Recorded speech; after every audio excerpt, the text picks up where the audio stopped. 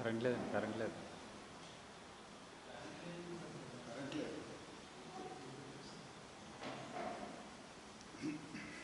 Inverter మీద నడుస్తుంది. శ్రీ గురుభ్యో నమః. హరి ఓం. జై బాబా. మెహర్ చైతన్యోన్నత అధ్యయన కేంద్రం కార్యవర్గ సభ్యులందరికీ కూడా హృదయపూర్వక కృతజ్ఞతలు తెలియజేస్తున్నాను.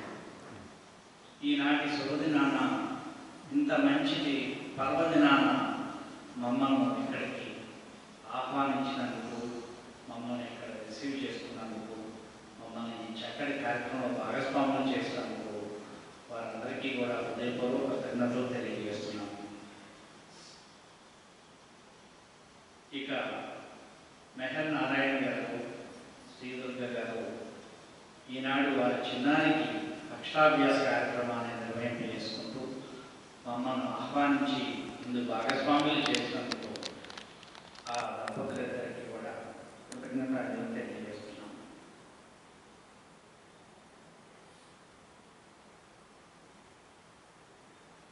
ఇక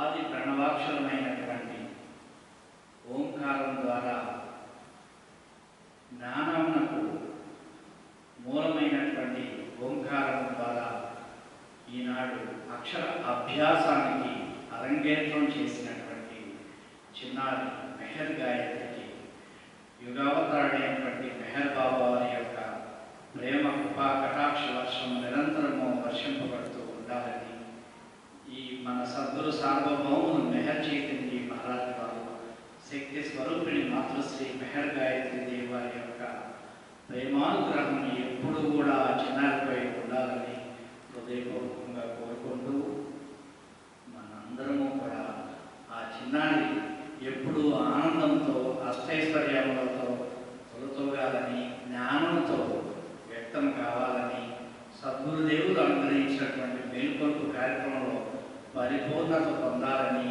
హృదయపూర్వకంగా ఆ చిన్నారి మెహర్ గాయత్రికి ఆశీర్వచనము అందజేస్తున్నాను.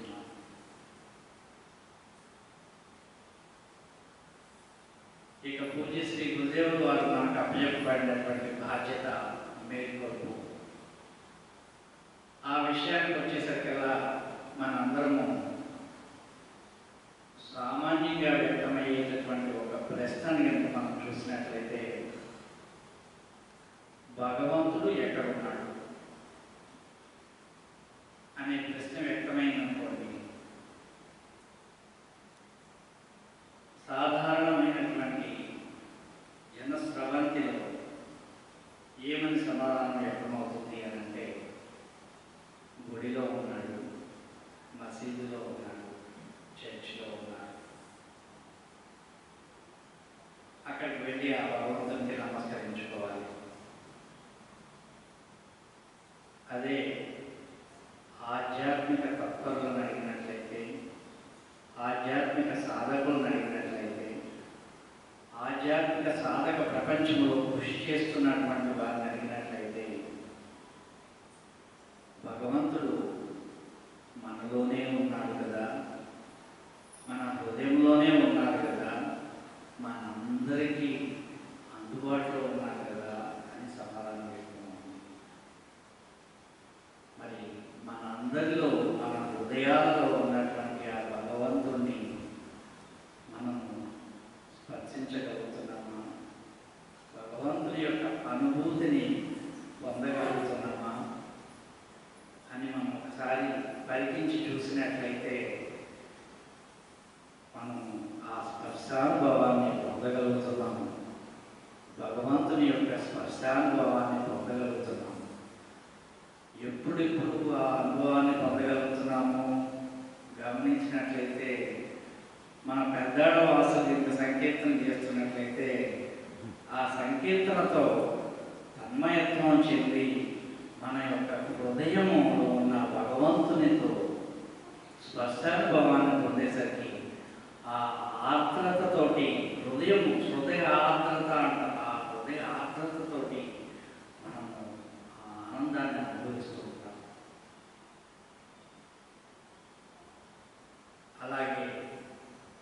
భగవంతుడు తన యొక్క స్పర్శానుభవాన్ని, తన యొక్క ఉనికిని, నేను ఉన్నాను, నీ హృదయంలోనే ఉన్నాను అనేటటువంటి ఆ ఉనికితో కూడి ఉన్నటువంటి అనుభవాన్ని మనందరికీ కూడా ప్రతిరోజు అందిస్తూనే ఉంటారు.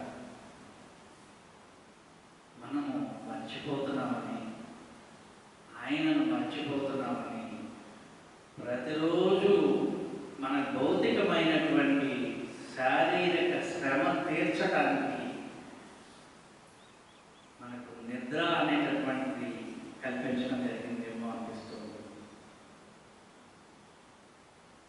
నిద్ర లేకపోతే, 2 రోజులు నిద్ర లేకపోతే శరీరం కృషించిపోయి అలసిపోయి తలసిపోతాం.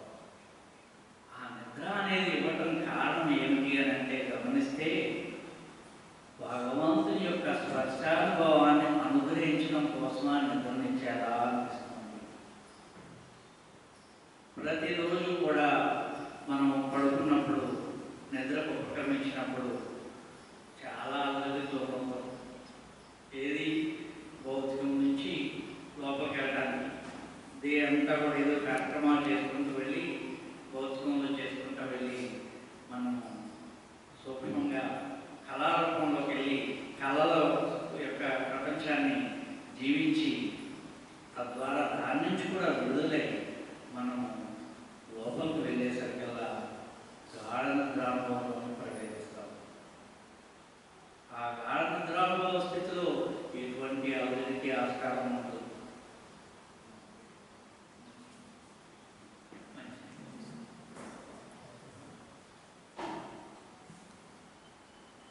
ఎటువంటి అలజడికి అవకాశం ఉండదు. ఎంతో ప్రశాంతత. అక్కడ ఏం జరుగుతుంది అని అంటే, మన హృదయాంతర్గతుడైన భగవంతుడు హృదయంలో ఉన్నాడన్నాం కదా, ఆ భగవంతుడి యొక్క స్పర్శానుభవం అక్కడ అందజేస్తారు. ఇందాక రమణ కుమార్ గారు చెప్పారు, the aim of life is to love God, the goal of life is to become one with him. మన జీవితము, జన్మ యొక్క పరమార్థమే ఏమిటి అంటే to become one with him. Ultimate what is our goal? To become one with him. దానికి ఆ ఎయిమ్ని reach అవ్వడానికి ప్రేమయుతమైనటువంటి జీవితాన్ని కొనసాగించుకుంటూ వెళ్తూ అని తెలియజేశారు. ఆ to become one with God అనేది మరి గాఢనిద్రలో తారసపట్టలేదా? కాదని అంటారా? లేదా? గాఢనిద్రలో భగవంతునితో మమేకమైపోతాం. We are becoming one with God. అక్కడ మనం ఉన్నామా? వ్యక్తి అయిన మనం ఉన్నామా? పరిమిత అహంకారపూరితమైనటువంటి మనం ఉన్నామా? గమనించి చూడండి. వేకువలో వివిధ రకాల నామాలతోటి, వ్యవహారాల శైలితోటి, ప్రాతిభాషిక అహంతోటి వ్యవహరిస్తుంటే ఎటువంటి వారైనా సరే, ఎంత గొప్ప స్థితిలో అయినా ఎవరైనా సరే, గాఢనిద్రలోకి వెళ్ళేసరికల్లా ఏమైపోయారు? ఈ భౌతికంగా ఉన్నటువంటి వారందరూ లేదు. అన్నీ కూడా మిళితమైపోయింది. అన్నీ లోపలికి మిళితమైపోయింది. అన్నిటినీ విడిచిపెట్టుకుంటూ వెళ్ళి ఆయనతో మమేకమైపోయారు. భగవంతుడితో మమేకమైపోయారు. లేచ మాత్రం కూడా వేరుభావం లేదు. అక్కడ ఉందా? గాఢనిద్రలో లేచ మాత్రం వేరుభావం లేదు. ఒకటైపోయింది భగవంతుడితో. అక్కడ ఆ గాఢనిద్రలో భగవంతుని స్పృశిస్తాము. కానీ అనుభవం లేదు. భగవంతుని స్పృశిస్తాము. ఆ భగవంతుని స్పృశించినటువంటి శక్తి ఉదయం లేవగానే ఎంత ప్రశాంతంగా ఉంది, ఎంత చక్కగా నిద్రపోయాను అని శరీరం అంతా కూడా శక్తిని పుంజుకొని మరలా తన యొక్క దినచర్యకు సన్నద్ధమైంది.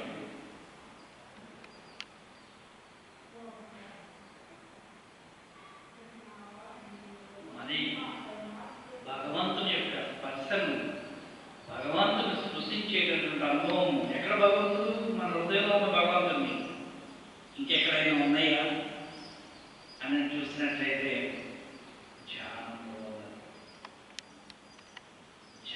అందుకే మెహబాబు ధ్యానాన్ని ఇచ్చారు. యొక్క మానవాళి కలియుగ మానవాళి మేల్కొల్పుకి అవసరమైనటువంటిది ధ్యానాన్ని ఇచ్చారు. ఆ ధ్యానంలో మనం చూసినట్లయితే ధ్యాన వస్తువుగా ఏదో ఏదైనా వచ్చు కదా. కొంతమంది ఏదో ఒక ఓంకారం మీద కాన్సన్ట్రేట్ చేయండి, కొంతమంది జ్యోతి మీద కాన్సన్ట్రేట్ చేయండి అంటున్నారు. అలా కాకుండా ఒక దైవీ ప్రణాళికని ఇచ్చారు మనకి మెహర్ బాబా. ఎందుకు ఆ దైవీ ప్రణాళికని ఇచ్చారు అంటే యావత్ సృష్టి రహస్యం కూడా సాధకులకు తెలిసి ఉండాలి. సృష్టి ఆరంభం నుంచి కూడా, సృష్టి ఆరంభానికి పూర్వం ఉన్నటువంటి ఆ పరబ్రహ్మ స్థితిలో ఉన్నటువంటి భగవంతుని స్థితి గురించి కూడా సాధకులకు తెలిసి ఉండాలి. అక్కడి నుంచి సృష్టి వ్యక్తమైన దగ్గర నుంచి ఊహం అనే ప్రశ్నతోటి సృష్టిలోకి వ్యక్తమైనటువంటి స్థితి నుంచి తాను నేనెవరో అని ప్రశ్నించుకుంటూ తాను ధ్యానములో తాను సాక్షిగా ఉంటూ ఆ ధ్యాన వస్తువు అయినటువంటి దైవీ ప్రణాళికను గమనించుకుంటూ వెళ్తున్నాడు. ధ్యానుడు వైపు దాన్ని గమనించుకుంటూ వెళ్ళేసరికల్లా మనం చూస్తూ ఉంటాం. మనందరికీ తెలిసిందే ధ్యానం, చాలా మంది ధ్యానం చేస్తూ ఉంటారు. ఈ పరిణామం అంతా పూర్తి చేసుకుంటాం ధ్యానంలో. ధ్యానుడుగా సాక్షిగా ఉంటూ పరిణామాన్ని అంతటి కూడా పూర్తి చేసుకున్న తర్వాత పునర్జన్మలోకి వచ్చిన తర్వాత పునర్జన్మలో ఉన్నటువంటి వేరు వేరు వ్యక్తులుగా మనం చూస్తూ ఉంటాం. పురుషులుగా, స్త్రీగా, రకరకాలుగా అన్ని రకాలుగా ఈ సృష్టిలో ఉన్నటువంటి రకరకాలైనటువంటి మనుషులు మనం చూస్తూ ఉంటాం. అన్నిటినీ కూడా అక్కడ ధ్యానముగా సాక్షిగా నువ్వు చూస్తూ ఉంటావు. చూస్తూ అక్కడ ఎలా ఉంటావు? దాని యొక్క మూలాన్ని ఎరుకతో గుర్తిస్తూ ఇది నేను కాదు అని విడిచిపడుతూ ముందుకు వెళ్తూ ఉంటావు. దేనికి తాదాత్మ్యం చెందవు అక్కడ. ఏ వ్యక్తికి తాదాత్మ్యం చెందవు, ఏ వస్తువుకు నువ్వు తాదాత్మ్యం చెందవు, ఏ సంఘటన కూడా నీవు అక్కడ తాదాత్మ్యం చెందవు. దాన్ని ఇది కాదు ఇది కాదు ఎరుకుతో తెలుసుకుంటూ నీవు ముందుకు వెళుతూ ఉండేసరికల్లా మిగిలి ఉండేటటువంటి స్థితి ఏమై ఉంటుంది అని అంటే నేను మాత్రమే, ఉన్నది నేనే, అహం అస్మి, నేను ఉన్నాను అంటే. That is the culminate state of meditation. అక్కడికి వెళ్ళేసరికల్లా ఎటువంటి డిస్టర్బెన్సెస్ ఉండవు. ఆ స్టేట్లోకి వెళ్ళిన తర్వాత మరి ఉన్నది నేనే, ఏమై ఉన్నాను? ఉన్నది నేనే. అన్నింటినీ విడిచిపెట్టుకుంటూ వచ్చాను, అన్నింటినీ సాక్షిగా చూసావు. ఇది కాదు ఇది కాదు ఇది కాదు అని విడిచిపెట్టుకుంటూ వచ్చావు. మరి ఏమై ఉన్నాను ఇక్కడ అనే ప్రశ్న వస్తుంది. అందుకు అక్కడ గురుదేవుడు సోహం ధ్యానాన్ని చేయమని తెలియజేశారు. సోహం అది నేనై ఉన్నాను. ఏది నేనై ఉన్నాను అంటే ఆత్మను నేనై ఉన్నాను. ఒక్కటైనటువంటి ఆత్మను నేనై ఉన్నాను. ఆత్మలు ఎన్నున్నాయంటే సృష్టి మొత్తం ఒకటే ఆత్మ. ఆ ఒక్క ఆత్మనే నేను ఉన్నానని ఇదంతా ప్రయాణం చేసుకుంటూ వచ్చాం కదా. 8 లక్షల జన్మలు ఎత్తుకుంటూ వచ్చినవన్నీ కూడా అన్నీ కలిపి ఒకే ఆత్మ. ఒక్క ఆత్మని నేను ఏకాత్మని అనేటటువంటి ఎత్తుతో అక్కడ సోహం నేను ఆత్మనై ఉన్నాను అనేటటువంటి స్థితిలో అక్కడ స్థిరుడు కావాలి. అక్కడ ధారణ చేయమంటారు. అందుకని ధ్యానము, ధారణ, ఏకాగ్రత, మౌనం తీసుకెళ్తుంది. అక్కడ ధారణ ఏం చేయమంటారు? సోహం నేను ఆత్మనై ఉన్నాను అనేది ధారణ. అంటే ధరించి ఉండడం. నేను ఏది ధరించి ఉంటే అదే నేను అవుతాను. నేను ఫలానా వ్యక్తి నామంతో ఉన్నవాడిని అంటే నేను ధరించి ఉంటే అదే అవుతాను. నేను ఫలానా డాక్టర్ అని నేను ధరించి ఉంటే నేను అదిగానే వ్యవహరిస్తూ ఉంటాను. నేను ఫలానా ఇంజనీర్ అని వ్యవహరిస్తూ ఉంటే నేను అదిగానే వ్యవహరిస్తూ ఉంటాను. ఇక్కడ ఏమంటారు అందుకని అవన్నీ నీవు కావు. నీ యొక్క అసలైన స్థితి నీకు తెలిసినా తెలియకపోయినా నీ యొక్క స్థితి ఆత్మస్థితి. నీవు ఆత్మవై ఉన్నావు అని ఆ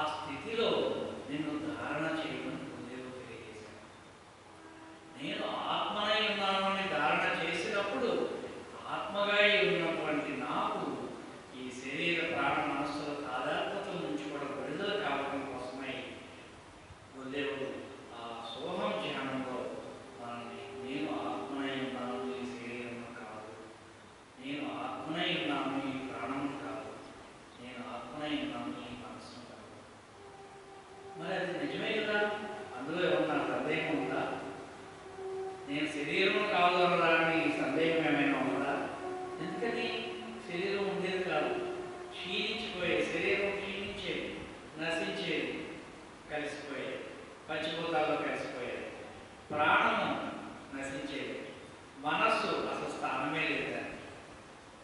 మరి అటువంటిప్పుడు ఇది కాదు నేను ఆత్మనైనాను అని ఆ అవగాహనతో కూడిన భావనను ధరించి ఉన్నట్లయితే అప్పుడు ఆంతరంగికంగా ఉన్నటువంటి హృదయాంతర్గతులైనటువంటి గురుదేవుడు ఇచ్చే సహాయంతో, ఆయన ఇచ్చే ఆశీర్వాదంతో విడుదల కావడం అనేది జరుగుతుంది.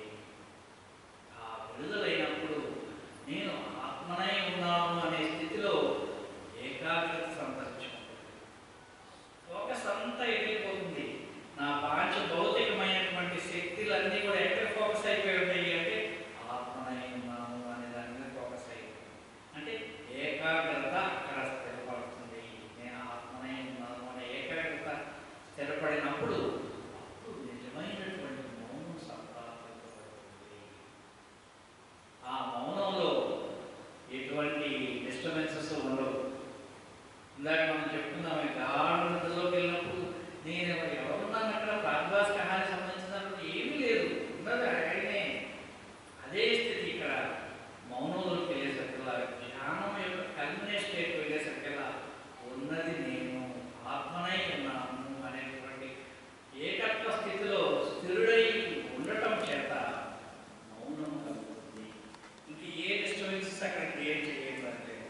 దాన్నే నిర్వాణ స్టేట్ అన్నారు. కొత్త భగవాన్ ఇచ్చిన నిర్వాణ స్టేట్. ఆ స్టేట్లోకి వెళ్ళడానికి మరి ఒక స్థితి లేదు, ఉన్నది ఒకటే స్థితి. ఆ స్థితి ఇక్కడ ధ్యానంలో ఏంటంటే సాక్షిగా ఉన్నాం కదా, అన్నిటినీ చూస్తున్నాం కదా, నా శరీరాన్ని నేను చూస్తున్నాను, నా ప్రాణాన్ని నేను ఫీల్ అవుతున్నాను, నా మనస్సును నేను గమనించగలిగే శక్తి సామర్థ్యాలతో నేను అక్కడ ఉండగలుగుతున్నాను. కానీ దేనికి నేను రియాక్ట్ అవ్వను, దేనికి రియాక్ట్ అవ్వను. ఆ స్టేట్లో సమస్థితిలో ప్రజ్ఞాస్థితిలో అక్కడ నిలబడి ఉంటాడు అక్కడ. మరి ఇంకా ఎవరిని సృష్టిస్తాడు? భగవంతుడిని. ఎవరి స్పర్శానుభవాన్ని పొందుతాడు? భగవంతుడిని.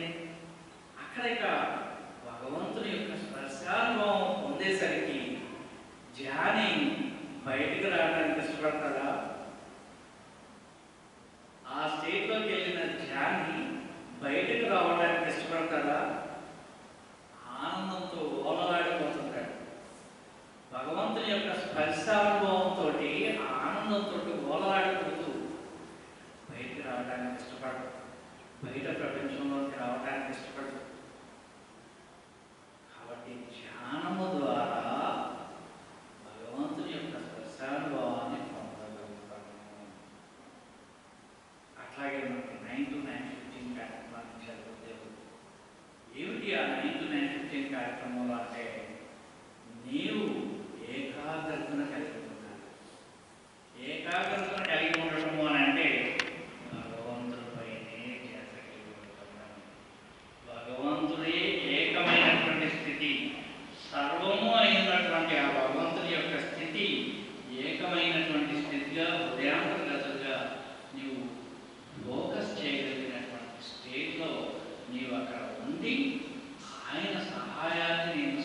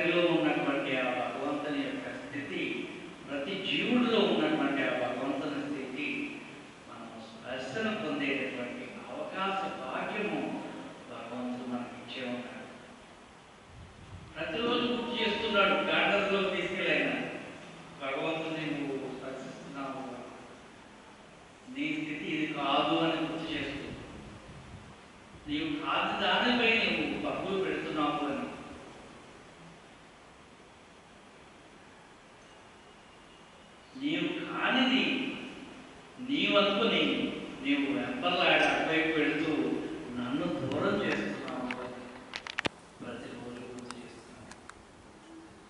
ఇవన్నీ చెప్పటం బాగుంది అంటారు. మన వాళ్ళు క్వశ్చన్స్ వేస్తారు, అడుగుతారు, ఏమండి బాగా చెప్పారు, మా శ్రీమతి అడుగుతుంది, బాగా చెప్పారు, చెప్పడం బాగా చెప్పారు, కానీ ప్రాక్టికల్గా వచ్చేసరికల్లా మరి మాకు కుదరట్లేదే, మాకు ప్రాక్టికల్గా ప్రాక్టికల్గా వచ్చేసరికల్లా మాకు కుదరట్లేదే, ఏమిటి అని అంటారు. అందుకనే మెహర్ బాబా వారు చిన్న చిట్కానిచ్చారన్నారు. ఏమిటి అది అని అంటే, make me your constant companion అన్నారు. చిన్న చిట్కా, నన్ను నీ నిత్య సహచర్యం చేసుకో చాలు, ఈ గొడవ అంతా నీకు ఎందుకు, నన్ను నీ నిత్య సహచర్యం చేసుకో. నిత్య సహచర్యం అంటే ఏంటి? మనతో నడిచేవారు, ఎప్పుడూ మనతో నడిచేవారు, నిరంతరం మనతో నడిచేవారు. నన్ను అలా చేసుకోవయ్యా చాలు, నీకు గొడవ ఎందుకు అన్నారు. సరే నిత్య సహచర్యం చేసుకో అని అన్నప్పుడు మనలోనే ఉన్నారైనా, సరే మనలో ఉన్నటువంటి వాళ్ళకి ఒక ప్రశ్న వస్తుంది. సరే నిత్య సహచర్యం అన్నాం కదా బాబా, విన్నావా అని ప్రశ్న వస్తుంది. మనం మెహరాజ్ అయితే బాబా అది లేదు అంటాడు, ఐఎమ్ హియర్ అంటాడు. లోపల నుంచి ఐఎమ్ హియర్ అంటాడు. ఇంకా ఆయన చెప్తాడు, ఉన్నా నేను ఇక్కడే ఉన్నాను, నీతోనే ఉన్నాను, నీలోనే ఉన్నాను, కానీ నువ్వు ఆలోచించే ఆలోచన ఉన్నాయి చూసావా, అవి చూస్తున్నాను.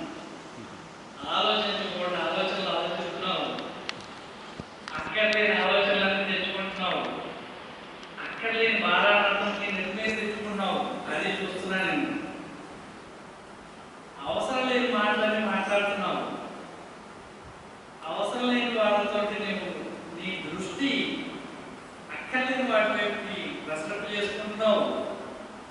పవిత్రంగా ఇచ్చినటువంటి జ్ఞానేంద్రియాలన్నీ కూడా నీకు నన్ను చూడటానికి వినియోగించబోయా నేను చెప్తే నువ్వు వాటికి వేరులో వినియోగిస్తున్నావు, అదే చూస్తున్నాను. ఉన్నా నేను మేళాది చక్కగా అవి లేదని ఆయన గట్టిగా సమాధానం చెప్తారు. ఎస్ ఐఎమ్ ఉన్నాను, ముఖ్యంగా చూస్తున్నాను, నీ ఆలోచనలు చూస్తున్నాను, నీ మాటలను చూస్తున్నాను, నీ పనులను చూస్తున్నాను, అన్నింటినీ చూస్తూనే ఉన్నాను. నీవు నన్ను తప్ప మిగతా అన్నింటినీ చూడగలుగుతున్నావు, నన్ను తప్ప మిగతా అన్నింటినీ కూడా నువ్వు అనుభవించగలుగుతున్నావు. నా వైపు చూడటం లేదే, నేనున్నాను, నీ అవి కాదు, నన్ను చూడు. వాటిని విడిచిపెడితే కదా నేను తెలిసేది. నీవు వాటిని చూస్తూ దానికి అనుగుణ్యమైనటువంటి పనులు చేస్తున్నంతసేపు నేనేం చేయను. ఉన్నావా అని అడిగేవుగా, ఉన్నా, నేను ఇక్కడే ఉన్నాను, కానీ నువ్వు నన్ను చూడటం లేదే. నీవు చేసే పనులు నాకు ఇష్టమైనటువంటివి కావే, విరుద్ధమైనటువంటి చేస్తున్నావే, మరి నేనేం చేయను అన్నా. అందుకని వాటిని కూడా విడిచిపెట్టాలి. ఎలా అంటే మనం ఇందాక చెప్పామే, అది అంత తేలికండి అని అంటారు. ఇందాక మనం చెప్తున్నామే, ధ్యానం ద్వారా మరియు నామస్మరణ ద్వారా కూడా భగవంతుని స్పర్శానుభవం పొందగలుగుతాం. నామస్మరణ, పంచాక్షరి నామస్మరణ, మెహర్ బాబా అనే పంచాక్షరి నామస్మరణ శక్తివంతమైనటువంటిది. అందుకు ఉదాహరణ మనం ఎంతో మందిని చూసాం. ఆంజనేయ స్వామి ఉన్నారు, జై శ్రీరామ్, రామ్ రామ్ అంటూ వస్తానే ఉంటుంది, లోపల నుంచి వస్తానే ఉంటుంది. మన మెహర్ ప్రేమికులు ఉన్నారు, మీరు గమనించండి. మీరు ఇక్కడ ఉన్నటువంటి వాళ్ళకి ఒకసారి ఆలోచించి చెప్పండి. మీకు తెలియకుండానే మీరు ఏ పనులు ఉన్నప్పుడు కూడా మెహర్ బాబా లోపల నుంచి వచ్చిన సంఘటనలు ఉన్నాయా లేదా? ఉన్నాయా? మెహర్ బాబా అని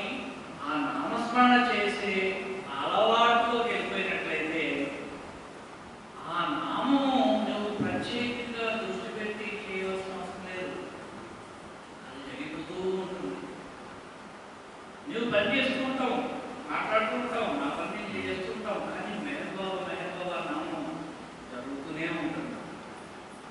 దానిని గుర్తించగలిగాం అప్పుడు తెలుస్తుంది మన యొక్క సాక్షిత్వం ఏమిటి అని. మన యొక్క సాక్షిత్వ జీవితం యొక్క విశిష్టత అక్కడ తెలియబడుతూ ఉంటుంది. మరి ఎప్పుడు తెలుస్తుంది ఇది? Make me your constant companion అని నేను చెప్పాను, నేను ఉన్నాను అని కూడా చెప్పాను, కానీ నన్ను చూడటం లేదు కదా. ఏం చేయాలి అని అంటే ఆయన్ని ఫ్రంట్ ఫేస్లో తెచ్చుకోవాలి. ఆయన్ని ఫ్రంట్ ఫేస్లో తెచ్చుకోవాలి. నేను కాదు నీవే స్వామి, నేను కాదు నీవే ఆలోచిస్తున్నావు, నేను కాదు నీవే మాట్లాడుతున్నావు, నేను కాదు నీవే చేస్తున్నావు. ఇవన్నీ చెప్పినప్పుడు కూడా ఎన్నలాగే చెప్తారని అంటారు, చెప్తారు. కానీ ప్రాక్టికల్గా గమనించి చూడండి, మనము చేసేది పరిమితమైనటువంటి స్థితులు వేరు, వారికి అప్పచెప్పబడినప్పుడు దాని విలువ ఎంతో తెలుస్తుంది. మనం గమనించడం మొదలుపెట్టి వారు మన ద్వారా ఏమి నిర్వహింపజేయదలుచుకున్నారు, ఎలా జీవింపజేయదలుచుకున్నారు అనేది గమనించి చూసినట్లయితే మన మార్గము మన ప్రయాణం చేసే మార్గాన్ని ఆయన టేకప్ చేస్తారు. ఆయన టేకప్ చేసి ఎక్కడికి తీసుకెళ్ళాలి, ఎక్కడికి తీసుకెళ్ళాలి, ఏ రోజు ఎక్కడికి తీసుకెళ్ళాలి, ఈ రోజు ఇక్కడ ఉన్నానంటే ఆయన తీసుకొచ్చారు. ఇది నేను మాట వరుసగా చెప్పింది కాదు, ప్రాక్టికల్గా చూసిందే, అబ్జర్వ్ చేసిందే. ఎక్కడెక్కడ తెలిసిన దాన్ని ఈ రోజు ఇక్కడ ఉండాలి అని ఆయన తీసుకొచ్చారు. మన వ్యక్తిగతంగా అయితే ఏమీ అన్నాడు గుర్తుపెట్టుకోండి. ఎందుకంటే ఈ ఉదాహరణ చక్కటి మనం గమనించినటువంటి స్వయానుభవం అంటారు కదా, స్వయానుభవంలో ఆయనను శ్రేష్ఠుడికి తీసుకొచ్చుకున్నట్లయితే ఆయనే తీసుకెళ్ళాలి. నిజంగా ఆయనే ఎటు తీసుకెళ్లాలో. ఎందుకంటే ఈ వ్యక్తి జన్మకు కారణం ఏంటో మనకు తెలుసా? రాజగోపాల్ గారుగా జన్మించినటువంటి వారికి ఈ జన్మ కారణం ఏంటో తెలుసా? తెలియదు. మనం జీవన విధానం జీవిస్తున్నాం అంతే. మరి ఆ జీవన విధానము మనకు తెలియనప్పుడు ఆయనకు అప్పచెప్పేస్తే ఉన్నారుగా, ఉదయాంతర్గతులుగా భగవంతుడు ఉన్నాడని విశ్వసించాక, ఆయన పరిసరాలను పొందాక వివిధ స్థాయిలో మనకు రుజువైంది కదా. భగవంతుడు ఉన్నాడు, నా హృదయంలోనే ఉన్నాడు, ఆయన స్పర్శానుభవాన్ని పొందగలిగే స్థితిని రుజువుతో సహా మనం అంగీకరిస్తున్నాం కదా. ఆయన ప్రతిదానికి నేను ఇంతే చేయగలను, ఇంతకాలమే చేయగలను, పరిమితులు ఉన్నాయి. ఎప్పుడైనా అంతర్ధానం అవ్వాల్సిందే. అదేదో ఇప్పుడే ఎందుకు కాకూడదు? నేను ఇప్పుడే వ్యక్తిగతులైనటువంటి నేను ఇప్పుడే ఎందుకు ఆయనకి ఇచ్చేసి నేను కాకపోయకూడదు? అదే కదా, మేక్ మీ కాన్స్టెంట్ కంపానియన్. ఉన్నానని సమాధానం చెప్పాడు. అది లేదు అన్నాడు, పేరాలిచ్చా అన్నాడు ఆయన. ఉన్నాడు ఆయన, మనందరం విశ్వసిస్తున్నాం కదా. ఉన్న ఆయనకి ఎందుకు అప్పచెప్పకూడదు?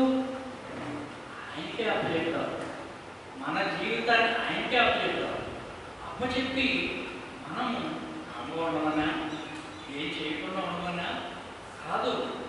ఈ జీవితానికి ఒక నిర్దిష్టమైనటువంటి లక్ష్యం ఆయన ఏర్పరచి ఉన్నారు. ఈ యొక్క అచ్యుతమైనటువంటి వ్యక్తి మేల్కొనాలంటే ఏమేమి ఆటంకాలు ఉన్నాయో ఆయన తెలుసు. ఆయన తెలుసు, మనకు తెలుసు. అచ్యుతకు తెలుసా? తెలియదు. కాబట్టి ఆయన తప్పించేయమే. ఆయనకు అప్పచెప్పేస్తే ఆయన ఎక్కడ ఏం కట్ చేయాలో అన్ని కట్ చేసుకుంటూ తీసుకెళ్ళిపోయి ఎక్కడ మేల్కొల్పాలో అక్కడ మేల్కొడతారు. ఎక్కడో కాదు, జ్ఞానానుభవంలో మేల్కొడతారు. ఇవన్నీ నిశ్చితంగా మనం అర్థం చేసుకున్నట్లయితే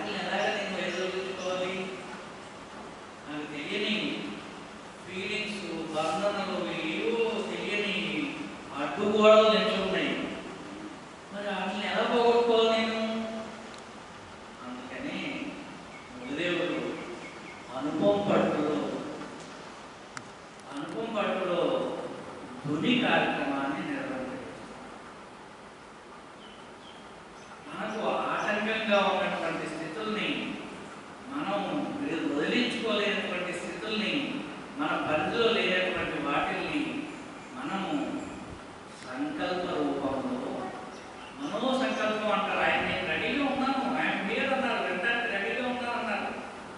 మనో సంకల్పాన్ని నీవు సమిధలో పట్టుకొని ఆ సమిధ రూపంలో ఆ నేతిలో ఉంచి దాన్ని ఎందుకంటే నేతిలో ముంచడం అనేటటువంటిది దాన్ని ఏమంటారంటే స్మూత్నెస్ ఉండాలి, స్మూత్గా ఉండాలి. దాన్ని నేతిలో ఉంచి సంకల్పం చేసుకొని ఏదైతే ఆటంకంగా ఉన్నది ఆయనకి, మనకి ఏదైతే ఆటంకంగా ఉన్నదో దాన్ని మనం సంకల్పించుకొని ఆయనకి అగ్నిదేవుడికి సమర్పించినట్లయితే అగ్నిలో దైవం కాంతి, దహనం కాంతి ఏమున్నది ఆయన స్వీకరించేస్తారు. ఆయన స్వీకరించిన తర్వాత మరణ వచ్చే అవకాశం ఉందా? ఏ వస్తువైన అగ్నిలో వేస్తున్నాడో వస్తుందా? కాదు. అలాగా ఆటంకములుగా ఉన్న వాటిని మనం గుర్తించడానికి గుర్తించగలమంటే మరి ఆధ్యాత్మ సాధకులు కదా. మనకు ఏది అని తెలియకపోయినా మనము ఆయన్ని కడుమూసుకోగానే ప్రశాంతంగా ఆయన రూపం కనపడుతుందా అని ప్రశ్నించుకుంటే కనపడట్లేదు అంటే ఏం ఆటంకం వస్తుందో తెలుస్తుంది. ధ్యానం చేసే వాళ్ళకి అర్థమవుతుంది. ఏం ఆటంకం వస్తుందో వచ్చేస్తాయి, ఫ్రంట్ ఫేస్లో వచ్చి అడ్డం వచ్చేస్తాయి. వాటిని నీకై నువ్వు విడుదల చేసుకోలేకపోయినట్లయితే సంకల్పం చేసుకో. సమిధి రూపంలో ఆ అగ్నిదేవుడికి ఆహుతి కావాలి, ఈ అగ్నిలో ఆహుతి కావాలి, ఆయన విడుదల చేస్తారు. ఇక ఏమి అప్పుడు మనలో ఉన్నటువంటి ఆయన స్థితికి మనము కనెక్ట్ అయ్యేటటువంటి అవకాశం ఉంటుంది, ఆయనతో రుచించేటటువంటి అవకాశం ఉన్నది, ఆ భగవంతుడితో కలిసి పయనించేటటువంటి అవకాశం ఉంటుంది. ఆయన అన్నారుగా, వ్యక్తి కాన్సెప్ట్ కంపెనీయన్, నేను నిత్య సహచర్యం చేసుకోవాలని ఆయన రెడీగా ఉన్నారు. మనం స్వీకరించడానికి ఎక్కడో ఎక్సెప్షన్స్ లేదు. నేనే, నువ్వు కాదు నేనే, ఎక్కడొకక్కడ నువ్వు కాదు నేనే బాగా పాడుతున్నాను, అశ్వత్ అనుకుంటాడు, నువ్వు కాదు నేనే బాగా పాడుతున్నాను, నువ్వు కాదు నేనే బాగా మాట్లాడుతున్నాను, ఇవి ఎక్కడో వస్తాయి. కాదు, ఆయన ఫ్రంట్ ఫేస్ తీసుకొచ్చుకొని ఆయనకు అర్పించి మనం నడిచినట్లయితే ఆయన మెహర్ బాబా అంటారు.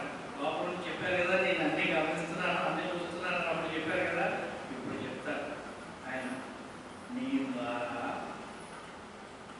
నేను నేనుగా జీవించగలుగుతున్నాను, నీ ద్వారా నేను నేనుగా సత్యయుతులుగా ప్రేమయుతులుగా జీవించగలుగుతున్నాను అని ఆనందంగా ఈ ఉపాధిగతులకి తెలియజేస్తాడు. ఆయన కనుక మన కాన్స్టెంట్ అభ్యర్థి చేసుకోగలిగి పయనించినట్లయితే అదే మేల్కొల్పు, అదే గురుదేవుడు మనందరికీ ఇచ్చినటువంటి మేల్కొల్పు. మేల్కొనాలి, సత్య మేల్కొల్పు అంటే రియలిస్టిక్ స్టేట్, ప్రాక్టికల్ అంటే అది ఇంప్రాక్టికల్ కాదు, ప్రాక్టికల్ రియలిస్టిక్ స్టేట్. ఆయన ఏదై ఉన్నారో అదే ఈ సృష్టి అంతా వ్యక్తమైంది, ఆయనే వ్యక్తమయ్యారు. కానీ వేరు రూపాల్లో మనం అన్వయించుకుంటూ జీవిస్తున్నాం. దీన్ని విడిచిపెట్టి ఆయన జీవింపజేయడం మనం మొదలుపెట్టినట్లయితే ఆయన చెప్పారు కదా, నీ ద్వారా, నీ ఉపాధి ద్వారా, నీ ప్రాణం ద్వారా, నీ మనస్సు ద్వారా నేను జీవించవలసిన విధంగా జీవించగలుగుతున్నాను. నాకు చాలా సంతోషంగా ఉంది. జై బాబా.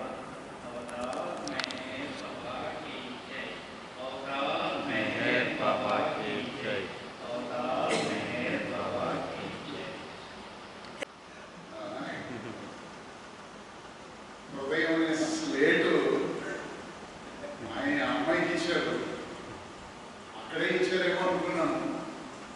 ఈ ప్రవచన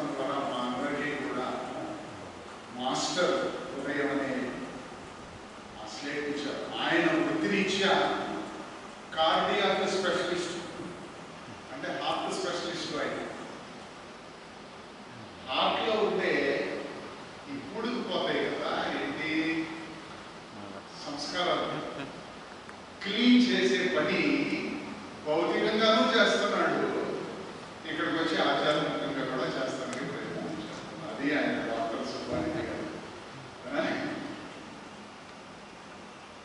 వారు నేను మాట్లాడుకునేటప్పుడు చాలాసార్లు ఇదే, వారి శ్రీమతితో ఏం మాట్లాడుతున్నారో నాకు తెలియదు, కానీ ఆ శ్రీమతి లాగానే నేను కూడా ఆయన్ని ఇబ్బంది పెట్టేస్తా ఉంటాను. ప్రాక్టికల్, ఈ ప్రాక్టికల్ లైఫ్లో నుంచి నువ్వు స్పిరిచువల్ లైఫ్ని ఎలాగ నువ్వు సమన్వయం చేసుకోవడం అంత ఈజీ కాదు. ఎందుకంటే ప్రతి క్షణము ప్రయత్నిస్తూ ఫెయిల్ అవుతూ ఉన్న నా ఎక్స్పీరియన్స్ నేను ఆయనతో తెలియజేస్తాను. ప్రతి క్షణం ప్రయత్నిస్తూ ఫెయిల్ అవుతూ ఉన్న నా ఎక్స్పీరియన్స్ని నేను కాదని మీరు చెప్పేది నేను ఎలా నమ్మగలను అని అంటే, ఆయన అంటాడు నీకు ఎలాగ ఎక్స్పీరియన్స్ ఉందో నాకు అలాగ ఎక్స్పీరియన్స్ అవుతుందిగా. నువ్వు ఎలాగా ఉద్యోగ జీవితం జీవించావో నేను అలాగ ఉద్యోగ జీవితం జీవిస్తున్నా కదా. నీకలాగా జనాలందరూ అపోజిషన్ వచ్చి నిన్ను ఇబ్బంది పెట్టారో కూడా అలాగే ఉంటుంది కదా. అయినా అది నాకు నచ్చింది. అయినా మాస్టర్ ఇచ్చిన, అంటే మాస్టరు నా హృదయంలో ఎలాగా టచ్ అవుతున్నారనేది నేను ఫీల్ అవుతున్నానో ఆ ఫీలింగ్ నా ఒక్కడికే నిలుపుకోకుండా 10 మందికి ఇవ్వగలిగే ప్రయత్నాన్ని నేను చేస్తాను. పంచడం ద్వారా నేను పెంచుకుంటున్నాను. I'm distributing the love and the love is getting spread. పెరుగుతున్నాను. నాకే అన్నీ తెలుసు అని అనుకుంటే అదే మన బుద్ధి, మనస్సు పనిచేస్తున్నంత వరకు హృదయం వ్యక్తం కాదు.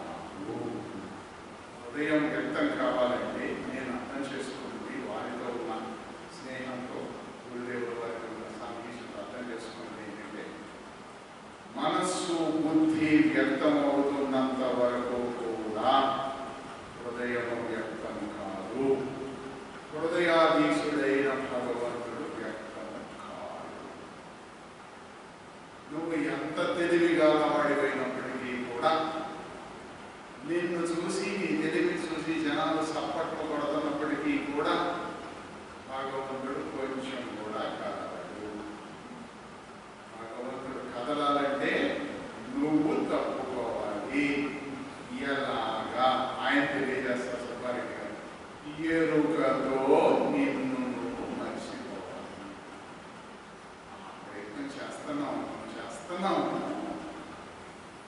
కొంచెం ఇబ్బందులు వస్తానే ఉన్నాయి, కానీ మీరు చెప్పిన సత్యాన్ని, గురుదేవుడు తెలియజేసిన విషయాన్ని కాదనలేని పరిస్థితి మాది.